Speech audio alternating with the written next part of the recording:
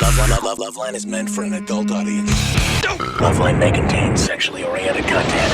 Listener discretion advised. Now, here's LoveLine.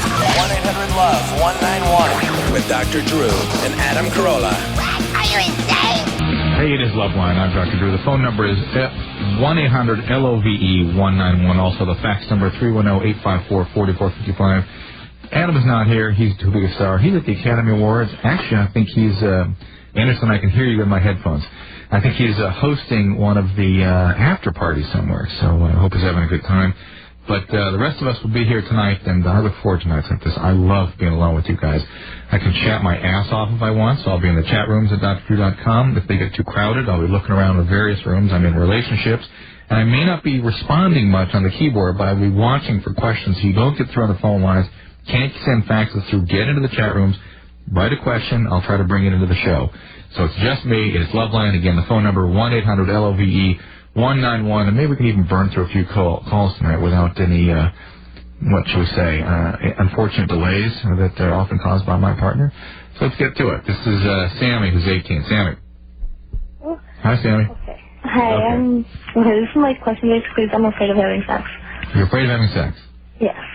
Tell me the circumstance.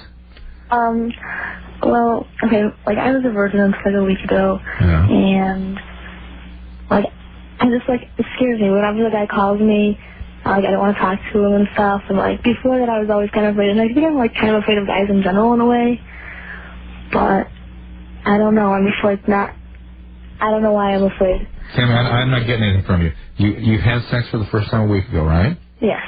And was that a bad experience? No, it was good. You've always been afraid of guys? I've always been, like, edgy with guys. Okay, so there's no difference now with you having had lost your virginity. Well, there's not in that case, but, like, right after it happened, I threw up. Like, I was that nervous. Wow. Well, you know, there can be various forms of social phobia that can be kind of subtle. Sometimes people are just very anxious around people their own age, anxious around crowds, anxious around people of the opposite sex, but is there anything we should be concerned about in your past? Anything that would make it impossible for you to have a stable relationship? Or difficult? Well, my parents are divorced. Yeah. I don't know if that would... Yeah, a lot of people deal with that and still are able to kind of break through and have intimacies of various types. And if you listen to this show, it does sometimes add a little chaos to their relationships. Yeah. All right, Sammy, I think it's just one of those things. Unless you were completely incapacitated, it's not like I'd recommend medication or therapy or anything. So you're 18, you're trying to negotiate who you are in relationships. God's sake, everybody's anxious at that age about people that are opposite sex. I was a mess. Lisa, 18. Hi, Dr. Drew. How are you? Good, Lisa. What's up? Well, I just have a question. I would really like an objective opinion. My husband and All right, don't do it. What else? No, can I say it? Yes. Okay. My husband and I are thinking of adding a third person to our relationship. Okay, there's about 3 different things that sort of strike my ear. First of all, you're 18. How old is your husband? 22. 22. And do you have kids? None. Sorry? None. None. 0 kids. Yeah. No kids. Hallelujah. I can't even take care of myself. Well, we're getting to that. Why is that? Why can't you take care of yourself?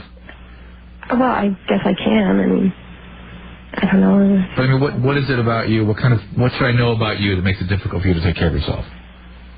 Oh, I could write a book. I don't know. Well, let's have it. Give us the Cliff Notes right now. The Cliff Notes. I've just had a lot of sexual things in my past. Somebody sexually abused you as a kid? Well, yeah. How old were you when you were first sexually abused? 12. Anything happened before that? Nothing before that. How old was the guy at 12? When you were 12? Old. Like 20? Older. 40? About. 40-year-old. Mm-hmm. How did that go down? Well, it was a teacher of mine. At school? At school? Yeah. Wow. Have you ever reported this person? No. No. Wouldn't it be appropriate to do that, don't you think? It's too little too late, I think. It's been 6 years. Presumably this guy is still... There's a guy? Yeah. Presumably this guy is still teaching. Why not try to intervene or at least build a case so if he's going to harm anybody else, you can be there to maybe sort of begin the process of helping other people. You know what I'm saying? Yeah. So first of all, I think you ought to report that. And secondly, why were you such a good victim? Why already did this guy know he can get away with this without you reporting it? There's nothing that I know of that... You weren't physically abused? No. You sure? Yeah. Nobody ever... What? Nobody ever struck you when you were growing up? Hit you? Not that I can remember. I guess if I tried to put a bobby pin in a light socket, my mom would slap my hand away, but nobody ever smacked you, grabbed an object, and hit you with it, or anything like that? No. And what was the nature of your relationship with your parents? My parents, they were... Were they drug addicts? No. Were they... They were psychologists. They were psychologists. That's interesting. Very interesting. Were they available to you? I had a lot of brothers and one sister. How many brothers and sisters? I had 8 brothers, one sister, and I was the youngest. So you were sort of lost in the crowd there, huh? Yeah, I was kind of at the bottom of the totem pole. Did you grow up feeling very sort of left out and abandoned? Well, a couple of my brothers had moved out and stuff, so it wasn't that bad. Did your siblings ever do anything weird to you? Did my brothers? No. Anybody? All right, well, listen. The point is you were victimized at 12. Something sort of made you a good victim for this guy because you didn't report him. You thought it was an appropriate choice for you. And it sounds like you've made those sorts of choices in your relationships with men since. Now here you've got a husband who's victimizing you again. He's got his own notions of how to sort of spice up his sex life without any concern for how it's going to affect you. I promise you, it's going to have an adverse impact on the intimacy, if there is any, in this relationship with your husband. There is. Well, if you want to preserve it, just don't do this. It's a very bad sign that he's pressuring for this. And by the way, you were 18, or how long have you been married? A year. He was 21, you were 17. I mean, already, this guy may not have this stuff out of his system yet. He's not ready to be a husband, perhaps. Or he's just the kind of guy who is going to treat women this way. And you're the kind of person who expects that from men. Let's stop that whole process. It's time. Stop. Listen, ladies, assert yourself. Women have fantastic instincts for relationships, fantastic instincts for intimacy. Listen to those instincts. Don't read what's in the magazines, what's in Red Book and Cosmo. It's not what's good for you. What's good for you is tuning into what you think that relationship needs, asserting that, and goddamn it, making sure that's what guys deliver before you think about what guys are interested in. Because guys are interested in stuff that can really destabilize relationships, particularly at this age. Mike's 17. Mike? Hi. Hey, Mike. Hi. What's going on? No, not much. Hang on a second. I just wanted to say I'm looking at this relationship chat room at drdrew.com. It's one word, drdrw.com. And nobody's asking any questions. I mean, people have an opportunity to come in here and put questions up that I can bring up on the air here if they're interested. So take advantage of that. Go ahead, Mike. Okay. Let's see. There's me and my best friend, and we each have a girlfriend. And, I don't know what the thing is, but we both sort of want each other's girlfriends. And I don't know what to do. We don't know what to do. Yeah, I don't know. Mike, come on. Well, it's okay. Do you really want me to tell you what to do? Well, and by the way, I'm going to show amazing restraint. My whole gig is not judging people and feeling sorry for people that are preparing to make bad choices, but I'm closing in on being judgmental with you, Mike. How about breaking up with your boyfriend? Your girlfriend, rather. Oh, come on. My boyfriend? No, your girlfriend. I beg your pardon. My mistake. But you break up with her, your friend breaks up with his girlfriend, and then you guys date each other's girlfriends. Oh, well, that would be intense, but it's I've been with my girlfriend for 6 months, and we're sort of attached to each other. All right, then commit yourself to that relationship. Yeah, you do smoke a little pot, don't you, Mike? What's that? You smoke a little pot? A little. Yeah, a little. Yeah. A little every day? No, not every day. Every other day. Every other day? Yeah. No, just I don't know, a couple times a week maybe. You think about it every day? Think about pot? Yeah. Pretty much. Okay. Yeah, that's what I figured. All right, Mike. Come on. Either get with this relationship or...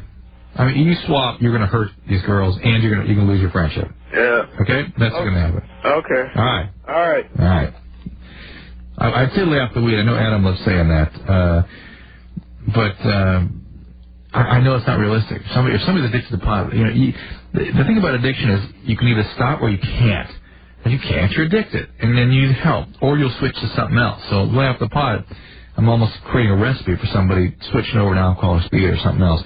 Got a relationship in the chat, a question in the chat room finally, which is similar to the first call we had tonight, which is a question about being very nervous around other people, whether there's medication available for that. And there is. Some of the serotonin reuptake inhibitors like Paxil have been advocated for that. But I don't know, young people, some of the deal here is struggling with negotiating development, doing what you're supposed to do in the developmental process, not looking for medication to diminish the experience unless you're paralyzed. Bobby's 21. Bobby? Hi. Hey. I'm 39 weeks pregnant, and I've had high blood pressure since I was 8 months. Oh. And I'm taking medication for it. And what are you taking? Methyl-dopa. Mm-hmm. And it seems to work all right, but I wanted to know if there's any risk when I go into labor. Yeah. Are you real swollen too? No. It's not real bad. It's the highest it's been is 140 over 100. Well, it's interesting. That's not bad. Aldamet or alpha methyl-dopa, which is what that is, is an old-time medication, been used for a long time, used in pregnancy. And, yeah, they will be monitoring your blood pressure very carefully. You will be considered a risk pregnancy. And I'm sure they talked to you about eclampsia and preeclampsia and those kinds of things, right? Well, no. They've been checking for protein in my urine, and she said, and my blood pressure, it goes up and down. It's not always high, but it's been high a few times. And with the medication, they're controlling it. Yeah. Okay. And I wanted to know, is there a big chance for me to have a cesarean because of my blood pressure? Not being an obstetrician, I can't tell you if they would necessarily increase the risk of that. I would expect not, frankly, because on top of it, it's so easily controlled usually. So unless this starts running out of control and doesn't respond to treatment, I would expect not. Right. Okay? It sounds like things are going well. Okay, and one more question? Yeah. Okay, it was about castor oil. Yeah. And a lot of people told me I should take it. For what? To go into labor. I've never heard that before. You've never heard that? Who are you hearing this stuff from? The lady in my Lamaze class, she didn't tell me to take it. She told me not to take it. But she said that it's supposed to put you in labor and that I shouldn't take it. And I just wondered if that would be bad for the baby. I don't know that it does much of anything, frankly. But you talk to your obstetrician about it, will you? All right. Okay, thank you. Right. Bye-bye. This is Rose 18. Oh, hi. Hey. I'm sorry. It's a bit awkward. Actually, that's an understatement. It's very awkward. I've been, I've gone with, two guys throughout my whole years, and, Rose, hold on a second. For some reason, you're barely comprehensible. So slow down, speaking to that phone. Okay. I'm sorry. Well, so far, my relationship with guys hasn't been too much of anything because I don't feel anything like when we kiss or touch or anything like that. It's just like... You don't get aroused? No. I know I'm supposed to or something, but I don't, and I... Have you ever gone through a period in your life where you were very aroused? No, not that I recall, no. I just thought there's probably something wrong because everyone else around me tends to talk about it more so. Anything happen to you that would make you sort of aversive to sex? No. Anything ever happened to you that I should know about? Any weird stuff happened to you growing up? No, not at all. I had a very nice upbringing. No, better than others. Okay. And do you have any medical problems? No. Are you on any medication? No. Have you been with guys you really are into? I mean, yeah, I liked them in the beginning. Yeah, I think they're handsome and whatever. But every time I kiss them, I don't feel anything. It's like I'm supposed to, but I don't. And I just wonder, and otherwise you have normal development, that kind of thing, right? Yes. Everything's normal. Yes. Medically. Yes. You have normal hair distribution, all that kind of stuff. Yes. I would think you'd want to get a medical evaluation just to check out to make sure that everything is functioning. But your periods are normal. Yes. Okay. I just don't know. That's probably, something's wrong with me. Well, I feel something's wrong. I can't know. Rose, okay? I can't tell what's going on. Right. But if I were a betting man, I would bet it's that you haven't really connected with the right person yet. Okay? Is that possible? It probably so. I wouldn't know because, I mean, at first I think guys are, you know, I think they're handsome, whatever, but whenever I get into a relationship with them. Well, but maybe handsome, being sort of attracted at a distance and being intimate with somebody can be two different things. And again, guys, you know, men, women, and to a varying degree, women are very, very mixed bag, and but understand that they are sometimes not responsive the way our culture would lead them to believe they should be. That is to say, you know, the way guys are. The way guys are sort of turned on by images and pictures and sort of symbols of sexuality. The guys are into that. Guys respond to that, almost without exception. Women may not respond to that. Women may not think that's the thing for them. Or if they do respond to it, it may only go so far. It's much, much, much more about the connection, much more about the relationship. And God bless them for being that way. David, 17. David? Yeah, I had my first blowjob about a month ago, and it was really good and all. Like she did it pretty well, but I didn't orgasm, and I was wondering what's wrong. Well, some guys don't with that action. Okay. Maybe it was just the anxiety of that moment. You know, most guys. Here's another little known fact. Most guys, I wouldn't say, most may not be the right word, a lot of guys, a big percentage, will have difficulty functioning this sort of first time out in a sexual experience. Whether it's with a woman that they were involved with or not, it's very common for there to be some difficulty. Okay. I didn't know if I was masturbating too much or... Are you? I don't know how much is too much. Every day? That's all right. It's about average. Yeah. Okay. And if you have some concern about that, you can always slow down. All right, I got some questions in the chat room here. Problems with boundaries with my girlfriend. You got to ask questions that I can answer, easily. And this is very interesting. Oh, damn, I got to get this thing to scroll up here. I was raped so many times I can't seem to stop putting myself in those situations. I'm medicated. I'm bipolar. Post-traumatic stress disturbance. I want to stop. That's sort of an overwhelming question. How does somebody who's been victimized their whole life develop a completely different sense of themselves? And how do you learn how to regulate an internal world that's been disrupted by other people rather than been developed or structured by having the availability of an empathic other? It's stay in treatment, take your medication. Let's see here. We've got a second here. Greg is 17. Yes. Great. Hey, Dr. Drew. Yeah. Well, let you know, I love the show. It's given me a lot of helpful advice and information. Good idea. I've got a question about my sperm. Whenever I masturbate, sometimes it'll come out. It's never perfectly white. It'll sometimes be a light shade yellow. Sometimes it's clear. There was a little while back, and when I was, in late junior high, where if I wouldn't do it for more than a week, sometimes I would see a little brown in it. I was wondering, what's that all about? Yikes. Brown, that sort of color is usually old blood. And for men to have a certain discoloration, a certain amount is normal. I think you're just describing the sort of normal discoloration. I wouldn't worry about it. This is Ed, 22. Ed. Hey, what's happening? Hey. Okay, this is Dr. Drew, right? That's right. Okay, I got out of prison about 11 months ago. You got out of prison? Yeah. Cool. Yeah, good news, huh? Yeah. I'm 22 years old, and since I've been out, I was 17 when I got locked up. And Why? I never really had a whole lot of experience dating or anything like that. Why were you locked up? I beat somebody a little worse than I had planned on doing. Okay. Well, what I've noticed is since I've been out, I've dated a few times.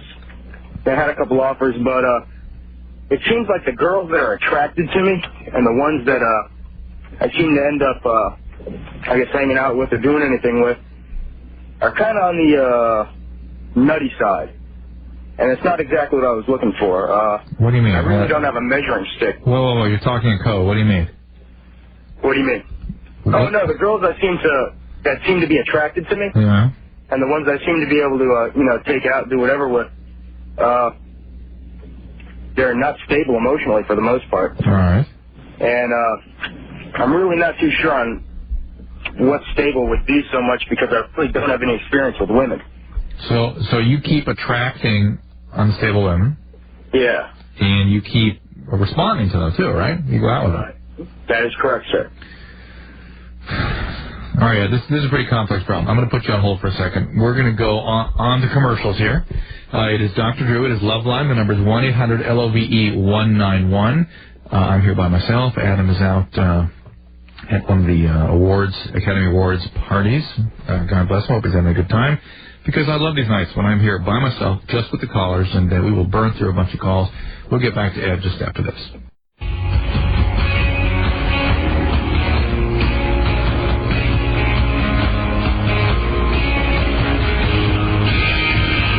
Hey, it's LoveLine. I'm Dr. Drew. Adam is out, and I'm by myself, and it's my favorite way to do the show, strangely enough. The number, 1-800-LOVE-191. The fax, 310-854-4455. Thank you for the coffee. Any faxes coming in? Danielle's doing a great job tonight trying to keep up with me with the calls. We actually get through calls when I'm by myself, strangely enough.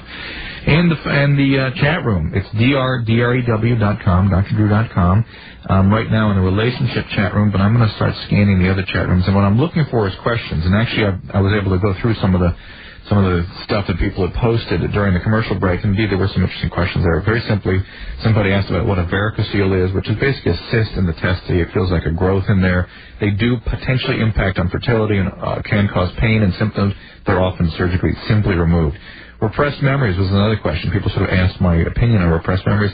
I don't believe in digging repressed memories. I think you can end up with a lot of artifact that way. I think in the process of just sort of properly done connected psychotherapy, the memories that can be tolerated will come up and they'll be processed in that context. Dredging something up through hypnosis or God knows what other means, I don't think it really does much. And there was someone named Nina who was talking about feeling abandoned after having left a boyfriend, or boyfriend left her when he found out she was pregnant, and that was sort of, I want to know more about that, but that kind of falls under no duh. Ed, 22, Ed. Hey, what's happening? Hey. Hey, by the way, Doc. Hey. I just wanted to huh? Yeah. Oh, I just want to tell you, you're a whole hell of a lot better than this than Adam is. Thank you. Kiss my hairy ass. He still lurks around here, though. And I actually expect he'll call in if we get a little too carried away with gloating his absence, gloating at his absence. So anyway, well, he's probably kind of popular with people my age, but I don't know. Okay, listen, deal is, you've been out of prison. You were in prison for 4 years. Yeah. Right? And you're attracting women that you think are unstable. Are you sort of tatted up and pierced up and that kind of stuff? Not at all. Not at all. And what do you... I dress kind of on the conservative side for someone my age. Hello? Yeah, I'm listening. And what do you do for a living? What do I do for a living? Yeah. Well, I've been doing a lot of bartending, and besides that, some pool maintenance. Maybe you ought to sort of focus on where you're meeting people. You know what I mean? Well, I pretty much don't worry about anything like that while I'm working, especially bartending. A lot of it seems to be social. But it sounds like you want to sort of change your life, right? Yeah, I mean, I made sure I'm in a totally different area than I was before I got locked up. And how you sort of feeling about yourself and other people? It really sounds like you got sort of an antisocial streak going there, right? You're really pissed off all the time, and... No, not really. I mean, I'm a lot more easygoing than I was before I went in. That's what I mean. You were probably had difficulty with authority and angry and pissed. And then, were you, just out of curiosity, were you sort of manhandled when you were a kid? Oh, yeah. People beat you up. Somebody beat you up. Yeah. What happened? Had an unstable. Well, I'm an army brat, I guess. And I got smacked around quite a bit when I was younger. Until I got a little bit big enough to start throwing back. It's interesting. It sort of reminds you of American Beauty. I've never seen it. It's just won Best Picture, coincidentally enough. Yeah. So that's about the sum total of. You can. It's a tough thing to change when you had those sorts of traumas etched into your brain chemistry. You've been. Yeah. Well, I mean, I'm not a violent person for the most part. I've never hit a girl or anything like that. Yeah, but you have that in you. You have that rage in you, that piece of you that can blow up, I'm sure. And you have to find other ways, to channel that, but B, more importantly, to realize that the whole world is not your dad. Well, I mean, I kind of know that, sir. I'm not either. Don't call me sir. Okay. But it seems like I suspect that you still carry some of that with you, and that's why you're attracting people that like that kind of antisocial sort of instinct in somebody. You know? Okay. And if you really want to change, you have to change who you relate to, how you relate to people, and your willingness to connect and take input from authority, and just change your sense of yourself, which I think you're doing. It sounds like you're really there with it, but it takes time. It's not as though it's going to happen all at once. And interestingly, the more you evolve, the more you're able to do that, the healthier the people are you're going to attract, and the more successful you're going to be in relationships. This is Melissa, 14. Melissa. Hey, I was reading this article in a magazine that said, like, if your parents haven't given you the sex talk, then you're more likely to sleep around and start having sex at younger ages. I don't know that that's been documented, but I do know that if you haven't established some sort of dialogue with your parents by the time you're 12, you probably aren't going to, and then you're going to start relying on things like MTV and Cosmopolitan to help you make choices, and nothing could be worse. Okay. Yeah? Thank you. That's it? Well, that's all I wanted to know. Nobody had to talk with you? No, I never got to talk. Did you have any kind of talk with you? No, just like little videos in school. Could you go to your parents and talk about stuff that's important to you? I don't really feel comfortable talking to them about that. Is there any adult, any aunt or older sibling or anybody else? My older brother. Why don't you start somewhere with somebody that really cares about you and you can trust and who you can really begin a dialogue with, so at least someone is helping you negotiate all this. Okay. Okay? Thank you. All right, good luck. Bye. This is Sarah, 19. Sarah. Hi. Yeah. First, I just wanted to tell you, this is so funny, but you know how you guys always say about the people who listen to the show and everything? But, like, doctors and therapists recommend that we listen to you. Oh, it's good. All the time, and they listen to you, too. We I'm talk about delighted. you guys all the time. You don't know how, you have no idea how happy that makes me, Sarah. Oh, I'm serious. And I had gone through a program, like a partial hospitalization program, and one of the counselors, one of the psychologists, actually watches your show on MTV because he thinks so highly of you. Oh my he God. likes to see how you react. Oh my God. Because he really enjoys watching you so much. Well, you know, aside from the fact that it's a huge endorsement, it means that we're accomplishing what I set out to accomplish, which is really just help people. Yeah, but make sure you stay there. I'm not going anywhere. Okay. But I always worry about that. I'm like, oh my God, he has a family and kids who's going to leave. No, I am the most grateful guy you ever met. I love doing what I do. And how much better is a gift than being able to serve young people, see a need for change, have some information that can help them, practice your craft in interesting environments, meet interesting people, and just have no other goal than to do good. It just doesn't get better than that. Ridiculous. All right. Jesus, it's so funny. I have such a characteristic emotional reaction when I hear his voice. Like, oh, Jesus. Oh no. He may drive me out, but I don't expect him to. But most importantly, this is the other thing I like about what you're telling me, which is that people that work with young people get it.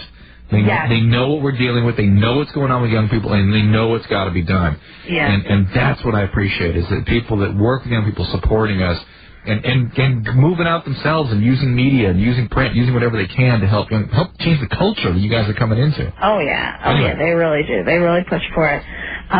What else was I going to say?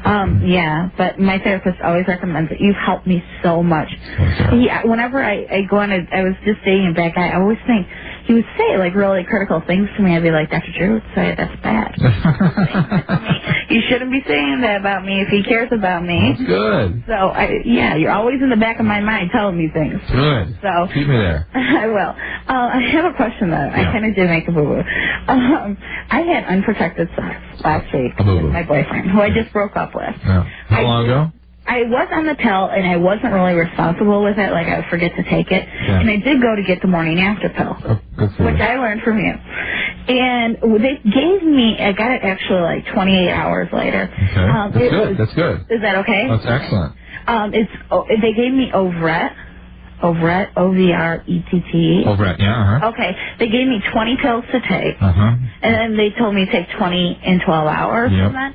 But the thing is... It's interesting. That's sort of the criticism of using those low-dose levonorgestrel pills is that there's so many. You have to take so many. Right. Anyway. But the thing is I know my gynecologist knew I was on some medication, but she didn't know the new medication that I was put on. And I was wondering if it had anything, like if it interfered with it. because I'm on so much. I'm on Depakote and lithium. And then they have me on Celexa and Wellbutrin, and also I'm on phenobarbital. Wow. And that was, I've called before. Adam always makes fun of how many I'm on. No. But yeah, because... You sound great, though. What? You sound great. Yeah, I'm doing a lot better. So that's why they keep me on. I remember you. You weren't on this much last time we talked to you. No. You were thinking about getting on meds or something. They were recommending it. You were out of control, right? No, well, one of the times. A lot for a couple months. I've been out of control. Like, I was abused when I was a kid. Nice. And Adam was talking because I was like really suicidal, thinking about jumping off a dam. And Adam went off on he's like, sure, they don't kill themselves by jumping off a dam. And then I was on medication, and my boyfriend is 29, had the kids, and I called and I said that I didn't want to see the kids, but he wanted me to meet them. Wow. So, but yeah, it's going okay. But does that interfere at all? Well, here's what's interesting: is it may, and certainly it could interfere with the birth control pill taken properly, the way it's supposed to be taken, right? Okay. Okay. But I've never heard of gynecologists making a big issue of it significantly changing the efficacy of the morning after pill. Okay. In other words, when you're trying to go for 100% and something's going to take it down to 96%, that's a big deal. Okay. But when you're shooting for 75% and something takes it down to 68%, people may not make a big deal out of that. Oh, okay. And the fact that you took it within 24 hours already put you up into the 80-90% range anyway. Oh, okay. Okay? So you did everything you could. I bet it'll work out just fine. Oh, okay. Thank you. All right. Take care. All right. Bye-bye. Bye. Robert, 18. Yeah, hi. I just found out I have ringworm, and... Ew. Yeah, really. And I don't wrestle or anything, and I haven't been working out recently. Where is it? It's on my arm. Yeah. It's very common. No big deal. It's just a fungus. I was wondering, how could I have gotten it, and how can I get rid of it? Well, who diagnosed it? My doctor. Well, didn't he give you something for it? No, he didn't give me a prescription. He just said to take some Lotrimin. Yeah, that's all you need, Lotrimin. Lotrimin, and if it's inflammatory or itchy, you can get some Cortate and alternate Lotrimin and Cortate. It goes away. No big deal. Okay, and I've heard that it stays in your blood. No. Permanently? No. Okay, I feel a lot better. No big deal. Just get your Lotrimin. That's why you didn't make a big deal of it. Okay. All right? And also another thing, when I ejaculate, it doesn't like spray out. It just oozes out. Is that normal? Or it's normal for you. Is there something wrong? Are you doing it all the time? Are you masturbating all the time? No, that's the thing. No, don't worry about that. That's normal. This is Chris, 22. Hey, how you doing? Good, Chris. How are you? I'm good. You can go now. Okay. I've been seeing this guy that I work with for about 2 months. And he finally decided to break it off with me after I found out that he had a girlfriend at home. And I'm wondering if there's a way that I can steal him away from her. Diabolical. All right, Chris, hold on a second. We got to go to commercial break here. I am going to, actually, I'm going to go pee, Anderson. But as soon as I get back from that, I'm going to sit in front of the computer here and look at the chat room at drdrew.com, drew.com. I'm trying to get everybody to distribute over the various chat rooms so we don't all get packed into the relationship chat room. And if you have questions, post them up there, and I'll try to watch for them. I'll try to check them out and bring them up on the show. So far, we've had 3 or 4 interesting ones. And try to keep them at sort of 1 or 2 sentences so I can don't have to tell an entire mini-series here on the air. And I'll try to get your answers and questions. And in the meantime, the number is 1-800-LOVE-191. I haven't seen any faxes yet. I don't know if we're getting them. Again, I'm here in the chat rooms watching. And it's LoveLine. We'll be back with Chris after this.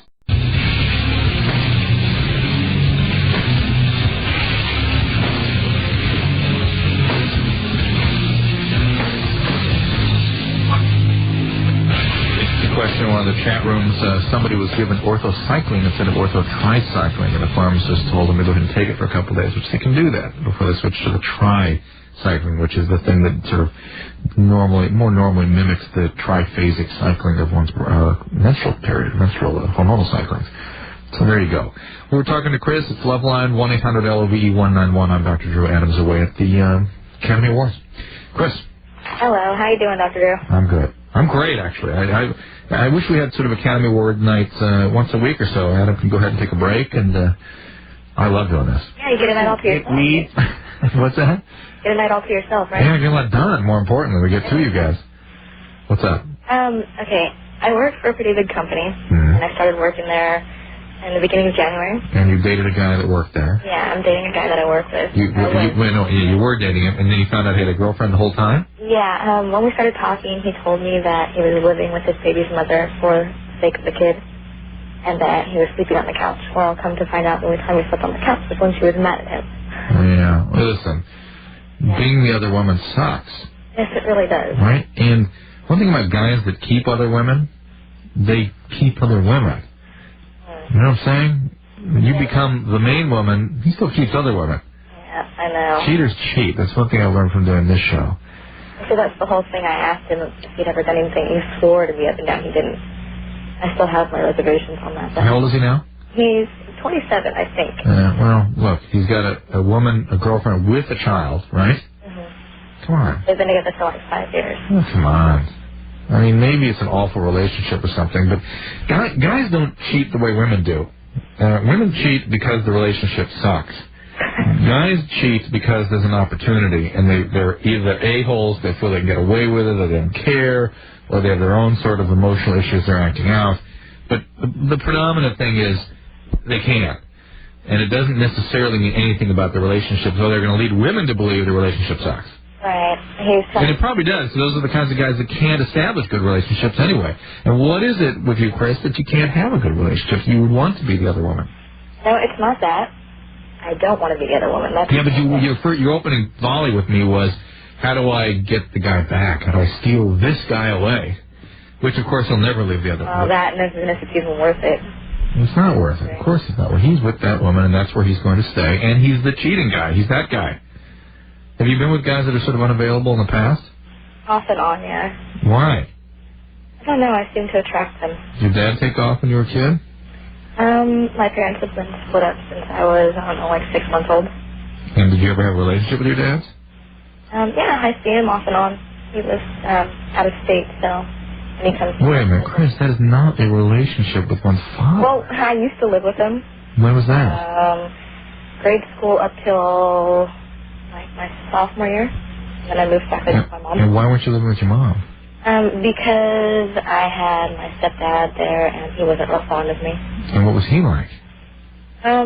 He was into drugs back in those days, and he was kind of a jerk. So he was a drug addict and he was abusive? I don't know about that. I don't remember a whole lot before 7th grade, so I couldn't honestly tell you. Okay, so you understand how you're set up to...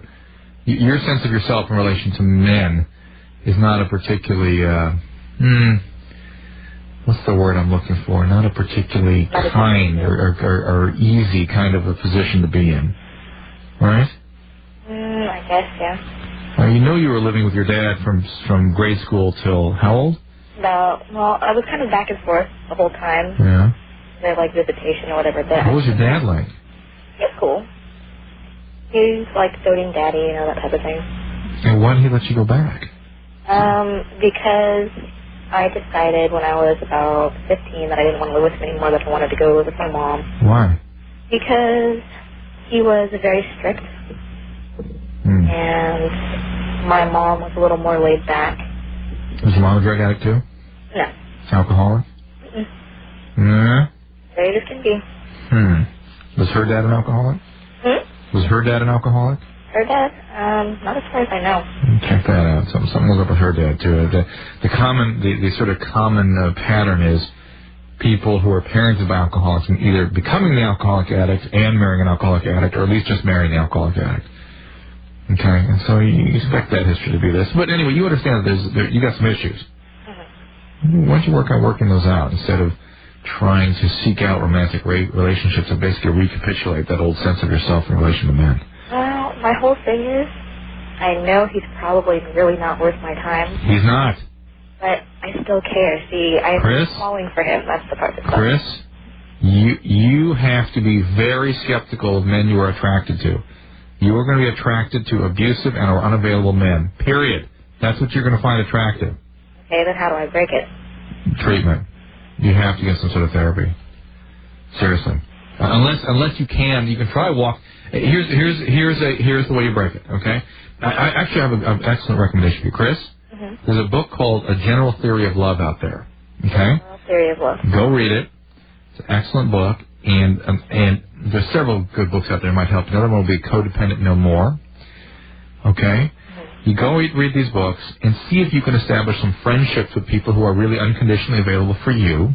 And if you can go into the sort of the romantic marketplace and find guys you're not particularly excited and attracted by, but guys that you can connect with and have a relationship with, and see if you can hang with that.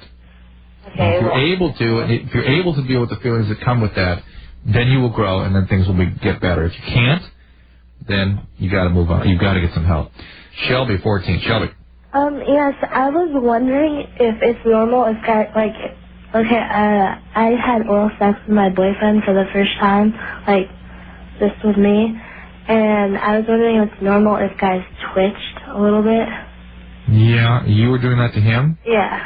Like, is that what kids are doing your age? Is that sort of the thing right now? Yes. Or are you a little bit advanced? Compared to some people, I think I'm normal. You're normal? Yeah. Yeah, guys will twitch. Guys will do all kinds of strange things. Yeah, and is that, like, a good thing? That's a good thing. It is? It's a good thing if you were 19, it'd be a good thing. At 14, I can't understand how it can be a good thing. What does that do, Shelby, if you don't mind pushing it, what does that do for you? I don't know. Think about it. Anything? I don't know. Why do it then? I guess I just wanted to try it. Is this the first time you've done that? Yeah. That's all you can say? Just curiosity? Yeah. Alright, well, it's normal to twitch, okay? Yeah. Good luck, Shelby. Okay, Slow down, alright? Okay. Please? For me? Yeah. I'm going to have a hemorrhage if you keep, I'm going to start twitching if you guys keep this up. Hey, a question in the chat room. A guy with screen name Rollman asks, my father's death certificate says he died of hemorrhagic pancreatitis. What causes that? Well, pancreatitis can be caused by a lot of things, virus, medication, but most typically alcohol. Hemorrhagic pancreatitis, bleeding into the abdomen, is a complication of certain kinds of pancreatitis. So there you go. Let's get to Willow, 19. Willow? Yeah, what's up, man? Not much. Hey, you hear me? I hear you. Alright, cool. One of my best friends has become, like, a really good friend lately. And, I mean, he just got out of a relationship everybody was telling me to get out of because, I mean, the girl was using him and she's bad news, and he just didn't see it, and finally he saw it. Well, he's going out with this girl he knows, and he knows as well as I do that she has HIV. And, I mean, dude's, like, crazy. Or, you know, he's always hitting it with somebody. How do you know she has HIV? She told everybody, like, that she cares about. And so he's dating her? He's sleeping with her? He's dating her right now, and, I mean, it's inevitable that they're gonna, you know. And he knows she has HIV? Mm-hmm. And he doesn't care? He plans on using a condom, but I don't know if that's enough, and I don't know how to tell him because I just basically told him to get out of the last relationship he was in because she was bad news, and everybody was telling him that. So this is another bad news situation. Yeah, I know, and I mean, I don't want to make it sound like, I'm, like, trying to, like, block him off and stuff. No, I mean, I always hate the idea that you're going to ask somebody to leave a connected relationship with an HIV patient because they have HIV. I mean, I'm not in favor of people abandoning people with HIV. On the other hand, it sounds like this guy will sort of go for any port in the storm, and this one just happens to have HIV, and he's just going to keep going for it. He's just completely impulsive and doesn't really get the idea of consequences from his behavior. And all you can do is really talk to him about it and really try to get him to wake up a little bit. If he's in a relationship with this woman, it's up to him to sort of maintain that relationship and find risk reduction measures, but he's still obviously at risk. And if it's just that he's, again, sort of acting out, looking for sex anywhere, and this just happens to be his latest conquest, he's not doing anything for himself or her in that case. Phone number 1-800-LOVE-191. The show is Loveline. I'm Dr. Drew, and I'm without Adam tonight. He's at the Academy Awards. We are about to take a break. I will be in the chat room. Right now I'm in relationships at drew.com, drdrew.com, and I'll try to chat a little bit during the break. And then during the show, watch the chat rooms. If you have any questions, you can post them up, and I'll try to bring them into the show here. Fax number 310-854-4455. I couldn't be happier to be by myself. I hope you guys are having a good time, and we'll be back in just a minute.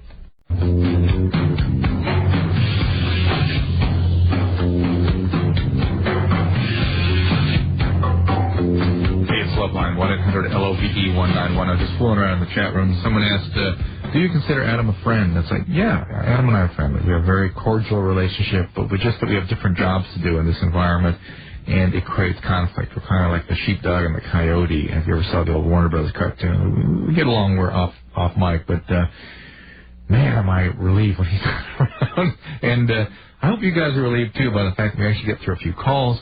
I get to chat in the chat rooms at drdrew.com. I'm looking through the window here at Anderson and Danielle. They got smiles. They don't have that grouper face on they have when Adam's here. And it's good talking to people and getting through the calls. So I love Drew. I love Adam. And we have to take our usual customary 10-second break. This is LoveLine on radio station. Zone 105, KZNR Lakeville, KZNZ Cambridge, KZNZ Eden Prairie. This is Zone 105. It's LoveLine, 1-800-LOVE-191. I'm Dr. Drew. By myself. Adam is at the Academy Awards, and I'm using multiple medias here to interact with you guys. I've been fooling around in the chat room at drdrew.com. Got a question about normal size for a 14-year-old male. Incredibly variable. 1 inch to 6 inch. Extremely variable. It depends on how far along people are in their puberty. The important message is to know is that all of you are going to continue until you're 21. So just don't stress. Got a fax from a guy named Paul who's thinking about taking decaduranabol and all this incredibly dangerous anabolic androgenic steroid. The NIDA, National Institute of Drug Abuse, and the NIH, National Institutes of Health, about to go on a major campaign. In fact, they're going to film something tomorrow to help educate young people about how goddamn dangerous this stuff is, how common this abuse of steroids is. It ain't worth it. I'm telling you, your sperm production goes down. Sometimes your erectile function goes away for good. Liver disease, kidney disease, stroke, heart attack, depression, suicide, manic, extreme aggression. I've seen so many consequences from the use of from these steroids. I can't even tell you. So let's think about our health and think about the consequences of doing things that are not good for our health. Lynn, 31. Hi. I just have to say I love the show, especially when Adam's not here. Oh, Lynn. And I think you are the cute one God in the bless show. Kiss my ass, you idiot. My question is, I take lithium, and I drink volumes of water a day. Yeah. And when I have sex, I make puddles and the sheets get all wet. You mean you're urinating, or do you mean? I don't know. Probably. It does not feel like it's just, normal lubrication. Could you be ejaculating? There's a female ejaculate. I mean, we use a towel and that gets all soaked. I bet it's just female ejaculation. It's a good thing. Guys are happy when they get women to do that. Okay. Okay? Don't be embarrassed. It probably doesn't have anything to do with your medication. Bobby, 19. Yeah, hi. Hey, Bobby. My question is I kind of am afraid of being abandoned. My fiancé died in October. Now, we have 2 children together. Oh, my God. And, what did he die from? He overdosed. On what? Heroin. I didn't even know he was doing it. I had no clue. You had no clue he was an addict? No, and the thing of it is that one of my children isn't biologically his, but he raised him. And his father was a heroin addict, and I knew it. And your father? My father is not a heroin addict. Your mother? No. How do you make these kinds of choices? I don't know. 2 heroin addicts. You're 2 for 2. But see, the thing of it is Robbie is the one that passed away, and he... Wait, stop. I cannot accept your parents are not addicts or alcoholics. No, my mother is an alcoholic. Thank you. Okay. But my father is... It's fine. I just knew somebody had to be an alcoholic. There had to be some way... We have alcoholism that runs everywhere. I'm sure of it. Are you an addict yourself? No. But it just has to be. You don't form relationships with people that are that far into that disease unless you've been engaged with somebody who's alcoholic or addict since early childhood. See, my fiancé that passed away, I had knew him from way back in my childhood. He was like, your first boyfriend-girlfriend relationship thing. Yeah. He was it. And then we broke up, and I moved on, and I got with my oldest son's father, and I was with him for a long time. And when we broke up, me and Robbie got back together. And Robbie knew that if I had ever found out about it, like, I could tolerate weed, pot, I could tolerate that, and I could tolerate... Bobby, you're missing everything I'm saying. You're getting all kinds of fragmented issues here. The deal is, you've been engaged with an alcoholic your entire life. You are the person, your sense of yourself is the person who is relating to and intimate with an alcoholic addict. You go for those kinds of people. They go for you. You're 2 for 2. You're going to keep doing that unless you make some real serious change. And the only way that's going to happen, I swear to God, is if you work a program of recovery in Al-Anon. That isn't, or do some therapy. But Al-Anon is free, be very effective. You're going to keep attracting addicts, and you're going to keep being attracted to addicts unless something changes in you, because that's now who you are. Right, I understand that. That isn't even my question at all. I know you don't care about that, No, but if your life's going to change, that's the only way it's going to change. No, I really do care, because I understand that if it doesn't change for me, then it's not going to change for my children either. And you're going to, there's a good chance that one of your kids will be alcoholic addict too. Right. The gene, they'll have the gene anyway. And I don't want them to have to live that cycle. And was your mom just a raging alcoholic? My mother's still an alcoholic. A raging, she's really good. Oh, God, yeah. She's that's where this, alcoholic. And that's where this came from. Bobby, please, God is my witness. Please do something about this. All right, go ahead. My question is I constantly feel afraid of abandonment. Of course. I'm like in total fear. I am so beyond fear when that subject comes up. You know, it's like when I'm with somebody, I feel like I kind of smother them in a sense. Well, and then you push them away. Right, like I push them away. Yeah. But then you make them leave, and then when they actually leave, you totally lose it. Right. That's such a classic pattern. And it's like Listen, it's not. I swear to God, Bobby, you must hear these words, and this must get through to you somehow. None of this is going to change unless you make change, unless you do something. How can I change the person itself? You can change your person. That's the only thing you can change. And if you engage in a program of recovery, you will have people available for you unconditionally. The problem is you may make some bad choices in sponsors. Make sure it's somebody who's been in sober for at least 15 years and who ain't going anywhere. Well, I'm only 19. I hope. I don't, you know. What do you mean only 19? You have all this. You have nothing but your life ahead of you, and if you don't make some change. I'm only 19, and I feel like I shouldn't have these feelings already. But listen, you had them since you were 5. I've had them since all my life. That's right. My father was never there. Your father was never there, and you had a raging alcoholic mom. Right. This is what I ever loved abandoned me in that kind of way. Yeah, of course. But you're right. Abandoned you with drugs. Abandoned you actually physically, like your dad. Right. And your whole sense of yourself is stunted by that. And until you engage in intimate relationships with people who are genuinely available, which is what 12 Steps is all about, this piece of you is not going to grow, and that stunted piece is going to keep looking for fixes. And these people who are also looking for fixes themselves, but in rather different kinds of fixes, looking for heroin fixes. And you, of course, create relationships with people who are either abandoning you by drugs, abandoning you physically, or abandoning you by dying. This ain't going to change. Please, your whole life does not have to be lived out like this. I understand people why we can't all sort of acknowledge what's going on, how human works. This Bobby is suffering from something incredibly human. Nothing wrong. Bobby's not a bad person. We should all feel sorry for Bobby that she has to make these choices. She has to be doomed to acting out the sort of vestiges of her upbringing rather than taking direction and doing things that can make real change for her. Paul, 24. Paul? Hi. Hey.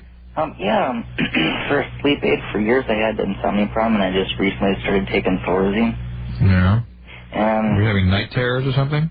It's just like my mind would race, and I couldn't settle down. Mm-hmm. Well, Thorazine's not a sleep medicine, so go ahead. Yeah, because that's what I'd been using, and then the first couple times I'd used it, I'd wake up in the morning and I didn't feel tired like I do normally all the time. What's your question? I was just wondering, is there a better medication out there for that purpose than Thorazine?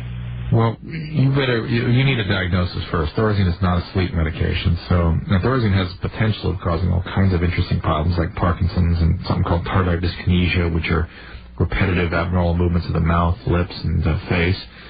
So you better be taking that for a specific reason other than a sleep disturbance, because that is not what it is created for. Chanel, 19. Yeah, My big toe has been numb for like the past 3 days, and it's not actually the whole toe, it's like the upper right part of it, and I was wondering... Upper right part of which, left or right toe? My left toe. Upper right part of your left toe, okay. Yeah, like right by the... Is it swollen or anything? Huh? Was it swollen or anything? No. Have you been wearing high heels or running or doing anything weird like that? No, but I stand all day at work. That's it. That's what it is? It's just probably a little pinched nerve there. Okay. Can you wear, like, running shoes, that sort of thing? Well, they're high tops to protect my ankles. What's wrong with your ankles? I have weak ankles. You ever see the movie Out-of-Towners? The old Out-of-Towners with Sandy Dennis? No. Weak ankles. So you wouldn't understand the reference. Erica, 17. Hi. Hey. I just first of all want to say thank you for doing what you do. Thank you, Erica. I've learned so much from your show. It is amazingly my pleasure. Completely. And 100%. Because of you, I convinced my friend to take the morning after pill, which I never would have known about. You warm my heart with that one. I get so excited, I get choked up. But thank you. You know, as I sort of look around for ways to make a difference, I mean, here I have this thing, this microphone at my disposal, and you know, what kinds of recommendations or changes in behavior can really make a difference? Man, that's one. Well, it really is. I listen to you all the time, and just thank you. My pleasure. But my question is... Hang on a second. Okay. Oh, my. Okay.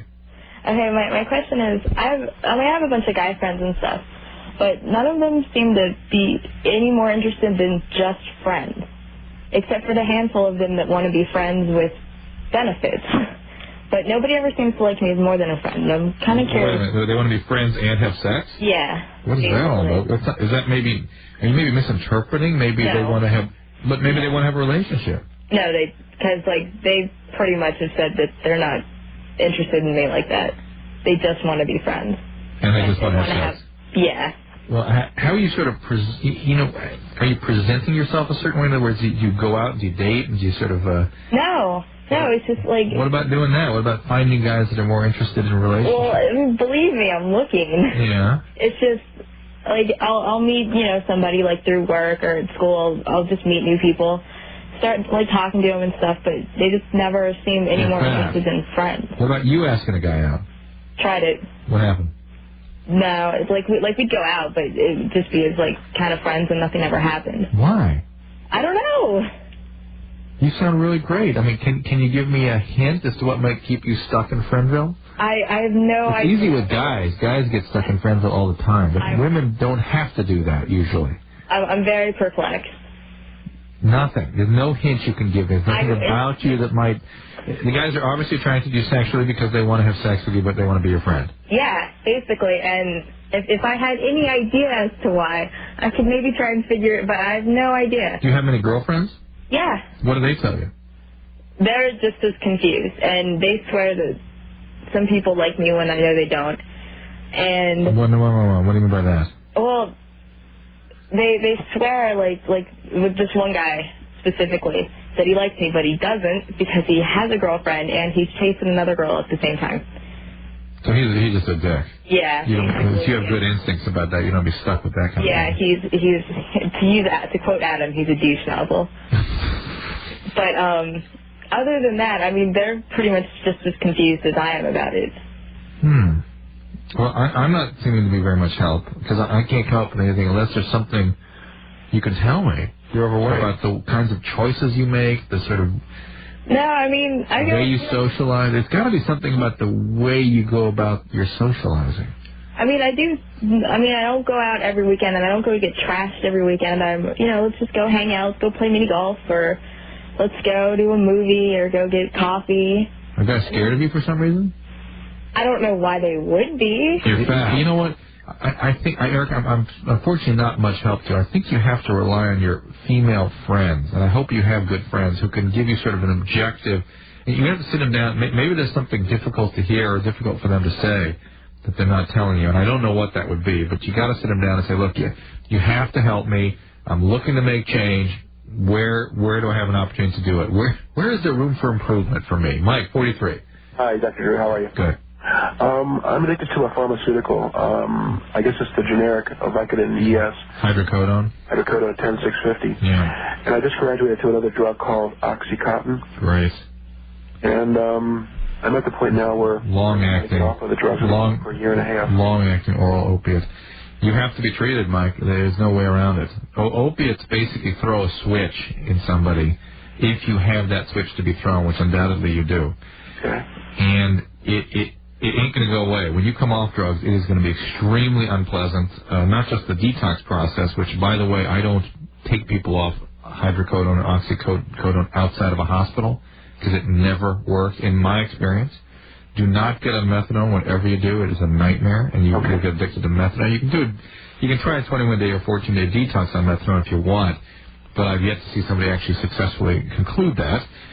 And you have to get treated. You have to, because the state that you are left in after you come off the opiates is extremely unpleasant. After the withdrawal is over, there are drives left over, and there's a sense of emptiness and loss that is profound and really contributes to the probability of relapsing. And the way your brain will work, the kind of thinking that will go on will be distorted. And you need some kind of treatment in order to prevent that from leading to going back to the drug of choice.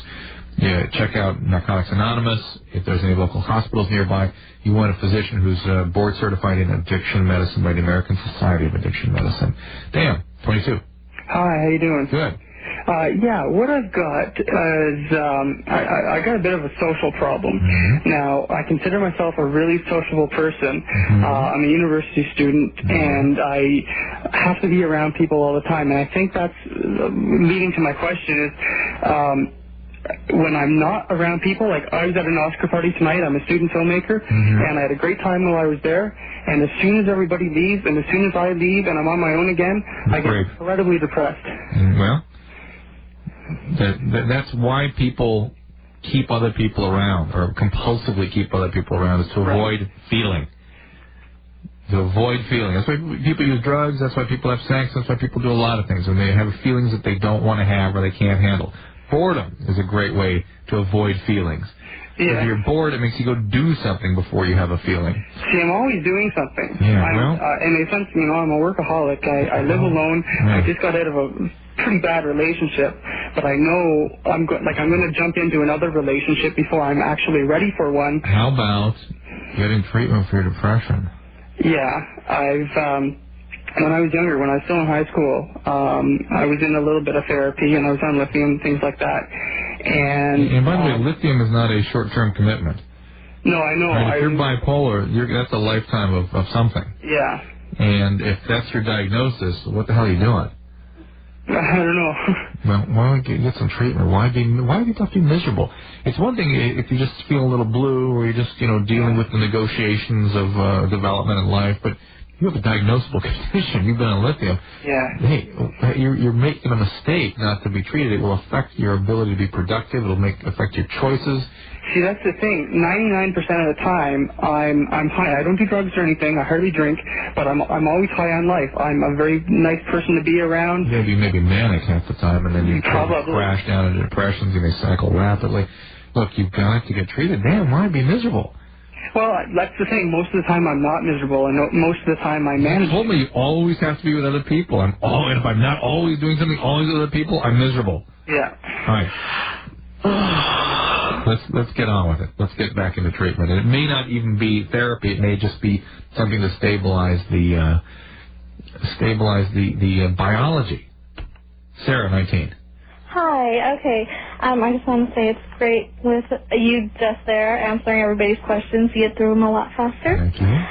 But, okay, I've known this guy for 2 years, and we dated at the beginning, like when we first started knowing each other, and then it just kind of went as friends. And so just recently, the past 3 months, we started talking again and hanging out, and we slept together like 5 times over the past 3 months.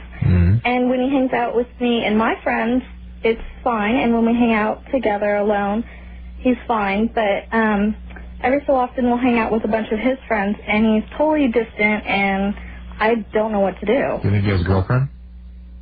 Well, I don't think so. I mean... Have you asked any of his friends why he behaves like that? Oh, no, I know his friends. Did you ask any of them why he might be uncomfortable? They have nothing to say. They're just like, oh, he's just like that. Which he isn't.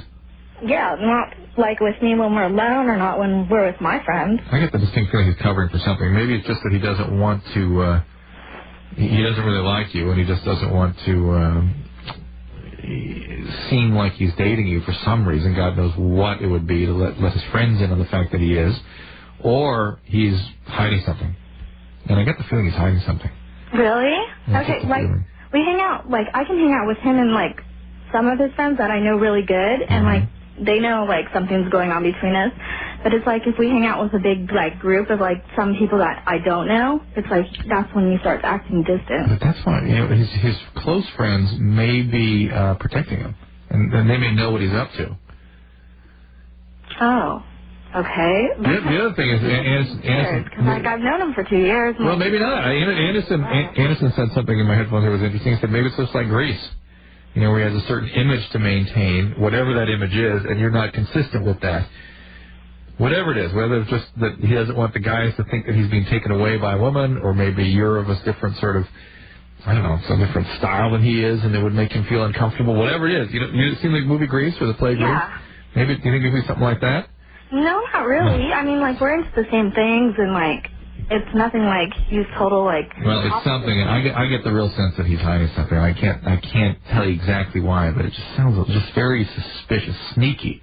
It sounds sneaky. It sounds more than usual, because usually when people are uncomfortable around somebody, maybe that's why I'm thinking this way, when somebody isn't really comfortable being in a relationship with somebody else, whenever they're out in public, they're distant. When they're around everybody's friends, they feel kind of awkward. But when they're specifically okay around certain people that they're closest to, and maybe know what he's up to, and when the group gets bigger and he's out of control, then all of a sudden he has to pretend he's not dating. It's suspicious. It's LoveLine. I'm Dr. Drew. Adam is out at the Academy Awards. The number is 1-800-LOVE-191.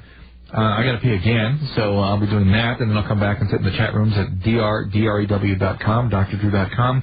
I'm looking for questions here for you guys to bring up on the air. I haven't really seen a lot. Here's one. Okay, sometimes when I have sex, one of my testicles disappears into my stomach. That is a common thing. That is when they're, particularly around the time of ejaculation, there's a cremasteric response that pulls the testy up in the inguinal canal. It will come back down. It doesn't hurt anything, so don't worry about it. We'll be back with more calls after this.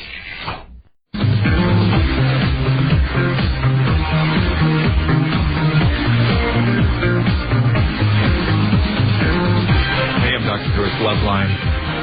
Adam is away schmoozing with the stars at the Academy Awards, and I'm having the time of my life here with you guys. I hope it's cool hanging out, and we're getting through a few calls here. It's good. Breaks the sort of log jam we have with my illustrious partners with us.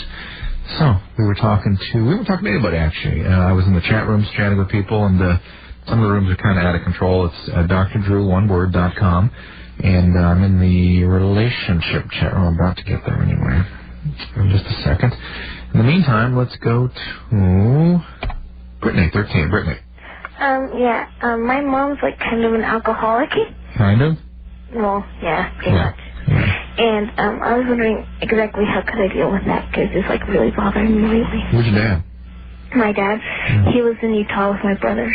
My parents got divorced. Is there any chance you could appeal to him for help? Well, no, because we don't really keep in very good touch. So you're not really involved. He's not involved with your life in any way. Mm-mm. Do you have any older siblings or anybody that you can get in touch with to help you out? Well, my sister's 21 and she's in Spain. Yeah, so that's no good. How about at school? Any teachers or anything you can talk to? Any what? Teachers or anything you can talk to? Counselors? Well, not really, because it's like kind of embarrassing to talk about that kind of stuff with your teachers and stuff. Well, not really. It's a common thing, and I would think they'd be available to help you. If you can't make a contact with some adult, you really got the only other option, unless you have a doctor you can talk to, is to go to Alateen. Alateen? Yeah, it's a place for kids your age, people 12 to 20, with alcoholic parents get together and support each other and help each other deal with having alcoholic parents. Okay, thanks. Okay. This is Marco, 20. Hey, how are you? Good. Hey, I have a quick question to ask you. I just wanted to shout out to Adam Carolla. How are you doing? He's in here. He's not here? No. Oh, I'm sorry. You must be listening to the show on a tape delay or something. I just have a question to ask you. I just got into bodybuilding. I'm taking a creatine supplement. Yeah. ATP, and I've been taking it every other day, and then they had a loading process, and ever since then, I've been having really, really bad breakouts. Acne. Like, as in acne, yeah. I mean, I've never had acne as bad as I do now. You taking anything besides creatine? No, nothing other than that. I don't know of creatine doing that. That's not something I'm familiar with. Working out more can cause an acne breakout. Is it maybe like the testosterone balance, maybe, or? Creatine shouldn't really do that much, but yeah, it can have something to do with that, or it can have to do with the way you're sweating, or are you putting your people get these acne around the chin strap from the football helmet or the helmet can cause an acne outbreak. So it may be more to do with the breaking out than the creatine. No, I don't think people should be taking supplements, particularly at your age. I don't think it's a healthy thing to do necessarily. Lisa, 22. Lisa? I've been feeling kind of physically under the weather the past week or so, and the past few days I've just been getting hot out of nowhere, and I've had to go to the bathroom constantly, and I've been kind of bloated, and today I couldn't eat. Like, I tried to eat something, and I felt nauseous, and I felt sick all day, and I was talking to a girlfriend. You have a urine infection? No, I've had bladder infections before, and I don't. That's what this sounds like. It doesn't burn or anything, and I go. May not yet. That may start up later. What? That may start up later. Okay, well, she said that I sounded like I might be pregnant, and I was curious. Did you take a pregnancy test? No, I'm not even late at all. It's only like 2 weeks. Why take a pregnancy test? Why don't you take a pregnancy test, just to see? Well, I just thought if you thought that might be possible. Well, Lisa, let's just use common sense for a second. Do you have any idea what the symptoms of pregnancy are? I've never been pregnant before. Did you have anybody ever talk to you about pregnancy? Well, the only thing I really know about is morning sickness. Just feeling nauseous, and that's the only thing. No, just about anything under the sun. Pardon? You can feel just about anything under the sun when you're pregnant. Fatigue, drowsiness, just you name it, you can feel it. But if you're only 2 weeks pregnant, is that what we're saying here? You'll only be 2 weeks pregnant? Yeah, it's the most big. Not likely that you'll be having much at 2 weeks. Okay. Not likely. But a bladder infection can be fatigue, bloating, chills, everything you're talking about. So get that checked out, okay? Okay, thank you. All right, bye. This is Ann, 23. Hi, Dr. Drew. Yeah, what's going on? Okay, this is kind of long. I had this boyfriend ever since I've been 13. I'm 23 now. And we've been kind of on and off this whole entire time I was with him. And I got pregnant. I had a little boy 5 months ago. Let me ask that question. How long were you with him? Since you were how old? Since I was 13. It's been about 10 years. Interesting. And he's been actually the only one I've ever been with. And, when we're together, we're so abusive towards each other. We get into these fights, and they turn into, we get into arguments, they turn into physical fights. And, we were verbally abusive, and it's really... Uh-oh. My mom just walked in. Oh. Can you get... I'm talking on the phone. Anyway, Grandma there too? Dad, everybody? I'm sorry? Your grandma, Dad, anybody else gathering in your room tonight? Yeah, everyone. Oh, no. Anyway, I'm sorry. You're 23, Ann. What are you living at home for? Because, she lives with me. I pay everything here. All right. Anyhow, it's so weird because when he's not with me, I need him. I just need him to be with me. And he smokes a lot of weed. He has really bad mood swings. I think that's why, because of the marijuana. And absolutely. My father was an alcoholic, a really bad alcoholic. Surprise. And he was abusive to Mom, too. Surprise. Actually, my father was verbally abusive. He never hit us. He never touched my mom. He was just always putting us down. A few days I was biologically his. A few days I wasn't. And I was always trying to, gain his... I always wanted him to like me, and he always favored my sister. And I'm thinking, does that have something to do with it? And it's hard because... Yeah, it could be. Duh. Yeah, and then when we're not together, we've been separated for months, and, I'll go out with other people, and really nice guys with good jobs, that treat me really well, and... Right, just stop. You're making me ill. But I can't stay with them. It's I don't know. You're addicted to him. You've got to have this guy, which is basically a recreation of that I want Dad to like me scenario you've lived with your whole life. There it is. And the guys you're attracted to are going to be just like this guy. I want to get rid. I don't want this because when we're together, it's like I hate you. I don't want to be with you. And then I want to get over this, and it seems impossible. It's impossible in this relationship. Ain't going to happen because he isn't going to change. He's an addict. He's what he is. He's not going to change. So if you want to get stuck in this on this Ferris wheel that you're on, be my guest. But if you want to change, I've talked to a lot of people like you tonight where there is potential. So bad. I mean, not just for me and for my son because because now I got him involved. He's here, and is this guy's child? Yes, it's his. Have you had any other relationships? Very short, maybe like a week or two. I just can't keep it with someone else. You're addicted to this guy. And it's just, these guys are perfect that I meet. I mean, there's absolutely nothing wrong with them, but it's just, the next, we'll be talking for days, and all of a sudden I want nothing to do with the new person that I met. Yeah, they don't attract you. They don't create that sense of yourself, that need to be the little girl in relation to the abusive alcoholic dad who's not available, that you have to bring him around to make him love you once and for all. That is a compulsion that's got to stop. Your sense of yourself must change. You have to grow past that stuck piece. How do I do that? Well, you can do it. I've said it a couple times tonight to people. You can go to Al-Anon and get a sponsor and work the program diligently for many months in your case.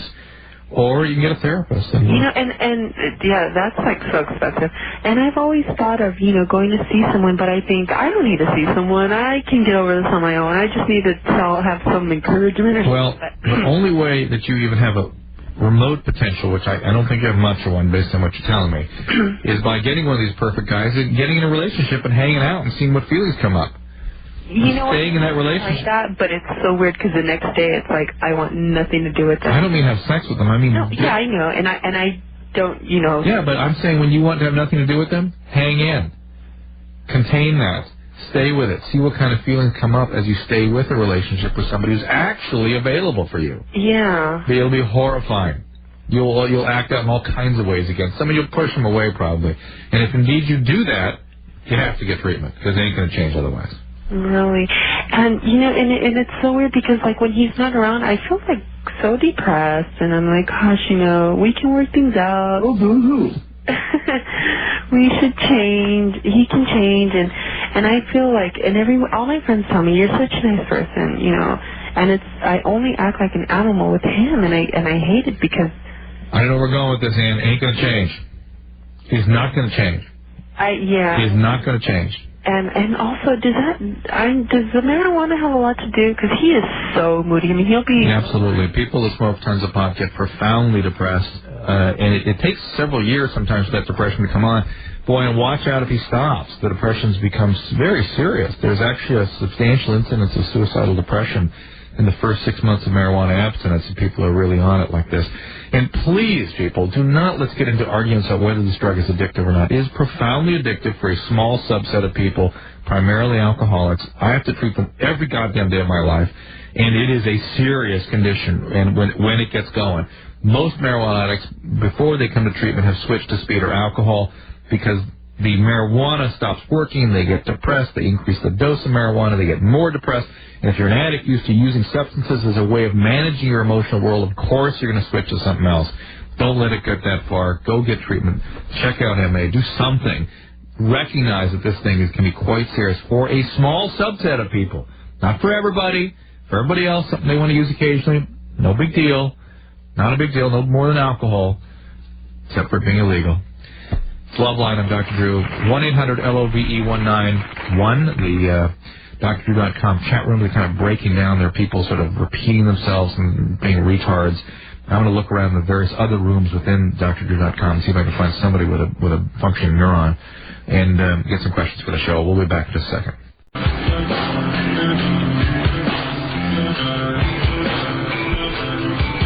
Hey, it's LoveLine. Dr. Drew here, Adam away at the Academy Awards.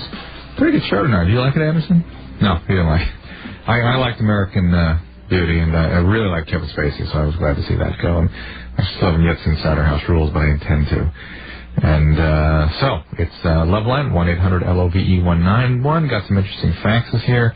Got finally some rational questions on the chat rooms at drdrew.com. A woman is asking about, she apparently has some confusion about multiple orgasms. Her question is, have you ever heard of a woman having more than a few orgasms? Some women can have hundreds in a sexual encounter, and it's because of a lack of refractoriness. They just go to plateau, climax, and go back up again. And for some women, it's not a big deal to go over and over and over again until they're just fatigued.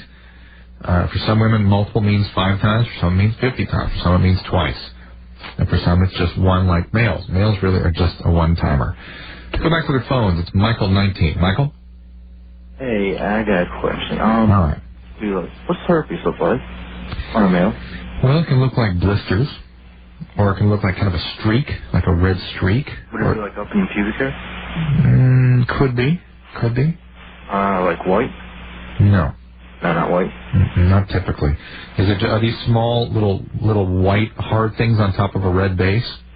Yeah, real tiny. Real tiny? Yeah. That's probably molluscum contagiosum. That's typically in the pubic area. It's these little sort of almost look like zits, except the top, if you peel them off, these little hard balls kind of shell out. And that's molluscum contagiosum. A dermatologist would shell all those little guys out, and the thing tends to go away. It's a virus. Not a big deal. And it's a sexually transmitted disease. Cat, 18. Yeah. I have this problem where I have a boyfriend for like a month and we break up. And I followed your advice because, I was abused and all that, and I found a guy that I wasn't attracted to at first. And How were you abused? You name it, that's it. You were sexually abused, physically abused? Mentally, yeah. My mom's an addict, my dad's an addict, my stepdad's an addict. I was raised around speed. Okay. And so I followed your guys' advice and found somebody I wasn't that attracted to, and I've known him since July. And I was started to be attracted to him after a while, got to know him real well, and now we've been seeing each other for 2 months. I'm afraid that it's going to end up like all my other relationships. And that you'll cut it off? Yeah. Well, it will if you allow it to be. I don't know. It's just like guys just can't stand being around me for very long or something. I don't know. Well, they leave you? Well, sometimes I leave them. It's just. Do you get kind of wild and chaotic? I don't get chaotic, no. I'm a normal person. I mean, I'm actually quite very normal considering what's gone on in my life, but it's just, What's going on? You're still with your addicted parents? No, actually, What has gone on in your life, you're normal? What? Given what has gone on in your life, you're normal? Yeah. Okay. I'm not quite sure what you're getting at. How long have you been with this present guy? 2 months. And the relationship's going well? Yeah, and I want to know, is it my fault that I break up with these guys, or you're the only constant in all these things, right? Yeah. And there's a pattern here about you, and there's certainly plenty of past here to create difficulty in relationships. So you probably bet that it was about you. Yeah. And here we are 2 months into a relationship with a good guy. Yeah. You're kind of attracted. Yeah. And now you're convinced he's going to leave. I'm afraid that eventually, Yeah, so you're gonna make that happen, aren't you? No, I don't want Then don't worry about it. Why worry about it? Because it always happens. Well, always. You leave them. Most of the time, yeah. Okay, well, at least you can take control of that piece. Yeah. Okay? And let's face it, 18-year-old relationships do not last a lifetime, typically. So the probability is you're going to end this relationship at some point, but that doesn't mean you should hold back from getting involved. You've been so abandoned so badly and so abused that prospect of connecting and disconnecting has been so painful that you don't even want to go there. Yeah. But until you do, this isn't going to heal. Do you understand? Yeah. Okay. And it may be unrealistic to get to that point that you can do this on your own without some real help. So let's see. This is Dickie, 21. Hey, how you doing, Dr. Drew? Good. Yeah, I want to let you know, man, I like the way you run that show, but I got in Adam's defense, he's pretty damn funny too, man. He's funny, of course. He makes it interesting. I'm bipolar, and I've been taking Depakote for about a year. Yeah. I just started Effexor and Adderall. Yeah. And lately I've been like having some like crazy dizziness and like some bad head throbbing, and I also have this chronic sleeping thing where I can't get less than 12 hours sleep at night, and it's really, I had to drop all my classes, and I work a night job, which is cool, but it's just screwing my life up. You can't get less than 12 hours of sleep a night? Yeah, like if I wake up, I feel like I slept for like an hour, and I can't get up in the morning. And Even with the Adderall? Even with the Adderall, yeah. Which is a stimulant, like speed, basically. Right. It's supposed to make me focus, I guess. That's what the doctor said. Well, presumably that's presuming you have ADD. Right, yeah, I have that too also. You have ADD, are you an addict? I'm an addict of... Anything. You ever been an addict? Well, I mean, I used to do not a lot of drugs, but I mean, I used to smoke a lot of weed, I used to drink a lot, and I quit everything. I did some hard drugs back in high school, but nothing within the last 3 or 4 years. Okay. I don't drink that much anymore, and I don't smoke weed anymore. All right, what is your question exactly? It seems like from listening to your show, you have a lot of information on the medications. Would any of those medications be causing this? Oh, the excessive drowsiness? And like the dizziness and like the head throbbing, it's really bothering me. That more than anything. It's Effexor, Adderall, and what was the other one? Depakote. Well, it's a pretty interesting combination. Effexor and Adderall, I would think together could cause all kinds of funny symptoms like headaches and dizziness and God knows what. Have they reduced your Effexor dose lately? No, I just started, so I mean, this was the trial period, but I mean, I can't go getting 12 hours of sleep every night, you know what I mean? And did you start all 3 at once? No, I've been taking Depakote for a year before they had me on Celexa. All right, so Depakote's not the problem, right? No. Okay, which I wouldn't expect it to be. It's a mood stabilizer. Right, exactly. But there must be something about that combination of Effexor and Adderall. Adderall doesn't typically make people drowsy. Okay. So it's a stimulant. So although with Effexor, God only knows what that interaction could cause. So I would be thinking more in terms of the Effexor. And the Celexa did not make you drowsy? No. There you go. Tell me about this. I'm going to see a herbal doctor on Wednesday because I'm just trying to get any help I can get right now. Do you think that might have any kind of help whatsoever? I think you need to go back to the psychiatrist that's prescribed your medication. And I'm going to him Thursday. And if these herbs can really change the way your medications are metabolized, you must tell your psychiatrist that you're doing this. Okay.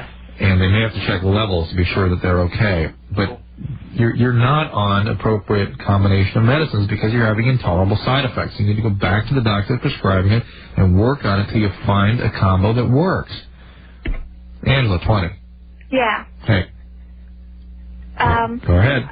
My problem is that I basically not necessarily break up, but I cheat on guys that are perfect. And I go and I find these guys and I date them, and they're, in every way that I can imagine that they're perfect guys and girls, they are out there. But I don't understand why I turn around and I'm like, I don't break up with them. I go and see other guys behind their backs. And what do you think that might have to do with? Well, really, in the perfect world, I could blame everything on my mother. She's on husband number 4. Hey, and what a miracle. A miracle. She had the same pattern. Shocking. Amazing. A daughter carrying out the same pattern as mom. Never happened before. No, I understand that, but she broke out of it. She is now with this husband that I would never imagine her with, but that's okay. She's been with him for several years now and doing fine. But I'm wondering, how can I break the cycle? Because I know that's not healthy. How did she do it? How did mom do it?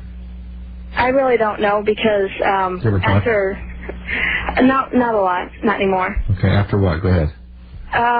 Well, my parents obviously split up when I was, I'd say, about 8. Mm-hmm. And I lived with her and not with my dad, but I had a very good relationship with my father.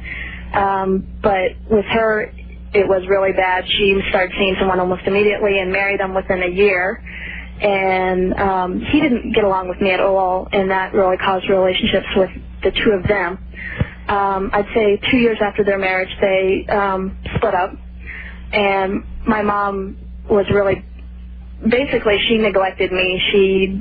It's not necessarily that she wanted not to have anything to do with me. Got the picture. Now, why can't you talk to her now? You're an adult. You're nearly an adult. Well, yeah, it just, after things got, after after a while, I moved in with my dad, and she really resented that and she was like, for like a year and a half, she didn't even talk to me, or we always fought, and we fought for a long time. So based on all these old patterns, these old conflicts, you're not going to be able to talk to her. Is that right? Yeah, okay. Basically. So you can't talk to her to see how she broke out of this. So you have to figure out a way to break out of yourself. Why you have to act like mom, be like mom, reject guys, why being connected with guys in a truly intimate way and being available for a real relationship is too painful for you. It's very simple to say, Angela, but a very complex and very serious issue. Okay. If you can, I've given this advice out several times tonight, if you cannot hang in with the relationship and see what feelings are evoked, but hang in anyway, you can't do that, then you've got some serious problems here.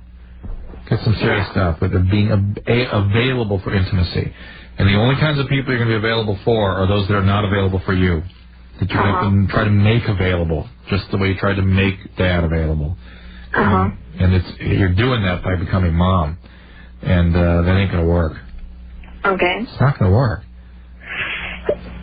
You can either you can get treatment, or you can keep doing this. Unfortunately, we're out of time here, but there's no sort of easy way out of this. Or you can see how you do by trying to act accordingly, appropriately in a relationship with somebody who's really available. Keep a close relationship with your friend when you try to do that. Sometimes friends can help you sort of shore up the emotional consequences of staying in a relationship. We got to take a break.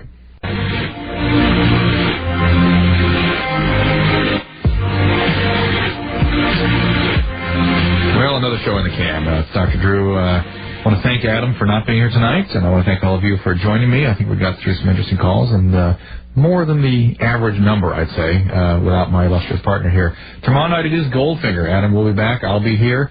Goldfinger, good guys, friends of the show, and we look forward to seeing them. So in the meantime, this is Dr. Drew on behalf of Adam Carolla saying mahalo. Well, now. This has been LoveLine. The stuff expressed on LoveLine is not necessarily the stuff of the staff, management, sponsors, or anyone else, including Westwood One Entertainment. LoveLine is produced by Ann Wilkins Ingold. Now, please enjoy these birds.